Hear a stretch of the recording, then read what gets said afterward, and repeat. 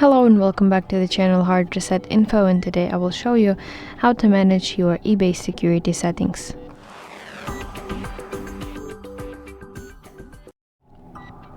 Firstly, open eBay application on your device and then navigate to this section, My eBay, that is located at the bottom side of the screen.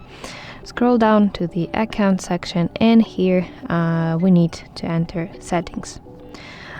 Then in the account section, you should see sign in and security at the very top, and here you see security section. And the first thing that you want to start with is changing your password. So if you haven't updated your password recently, it's a perfect time to do it. Make your password strong, use uppercase, different numbers, letters, special characters, and some other things. Now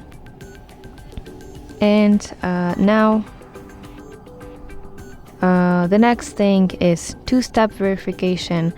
So I highly recommend you to turn on your two-step verification,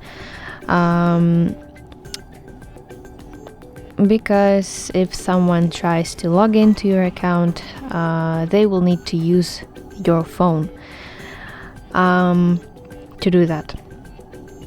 So two-step verification is a very good thing to take into account when managing your security settings.